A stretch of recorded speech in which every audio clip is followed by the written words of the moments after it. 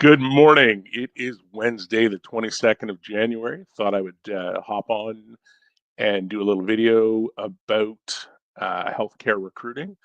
And lately, I've been working a lot with executives and physicians and physician executives. And it's interesting because over the last 20 years, one of the things I've noticed is, engagement is everything, right? Like, whether it's engaging with candidates, engaging with your employees, engaging with your leaders, the ability to engage and to lead, encourage, and motivate, is key, right? I often say to clients that you can't recruit your way out of a problem, right? And a culture problem can't be fixed by recruiting.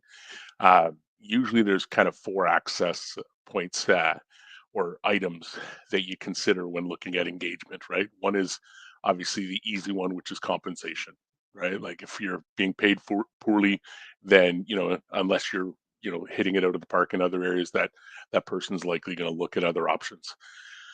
If you're paying, competitively within the market, then it's probably not an issue, right? So then it comes down to do they have the resources to do the job and to succeed in the job?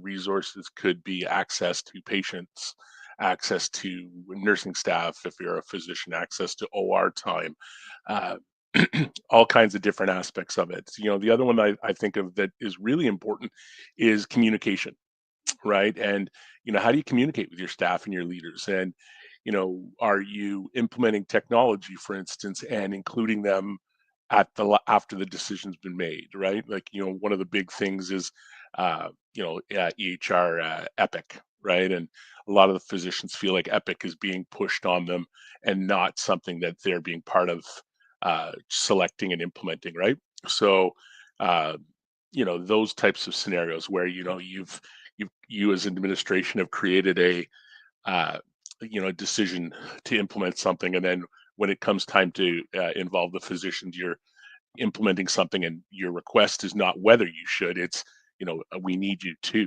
So it's a big challenge. And I was on Becker's news this morning, and there was an article that someone shared about a physician group in Philadelphia unionizing.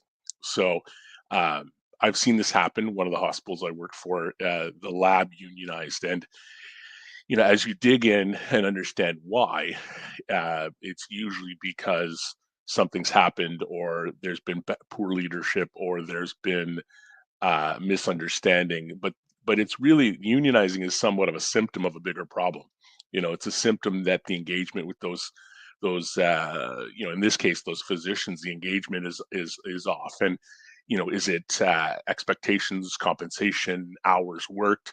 There's a lot of trends where a physician 20 years ago might have worked 6 days a week, whereas now a physician, and rightly so, wants to work 4 days a week, right? So there's some systematic changes, based on the society and based on the different things that are expected now, right? And if organizations don't adapt their leadership style, um, and don't have a pulse on their employee culture, then these things become problems. So I encourage you to read the article and consider it. I've shared it in my private Facebook groups for the physicians and leaders, and let me know if you want to chat about it, right? And um, one of the things I have worked on is culture and engagement, and structures and compensation and things of that nature around. A lot of it around physician work, but I'm always happy to talk shop and talk about how to invest and how to develop leaders. There are people in my network that's what they do specifically, is develop leaders and work with them. And I had one as a guest on my podcast, Dr. Kristen Woods. I would say she's a great person to touch base with as well, because she's led groups of physicians. So there's lots of people in my network that can help, and can help you move your organization forward. So feel free to reach out at any point, and have a great Wednesday. It's freezing up here in Canada today. So if you're one of my Canadian network, wear a sweater. Take care.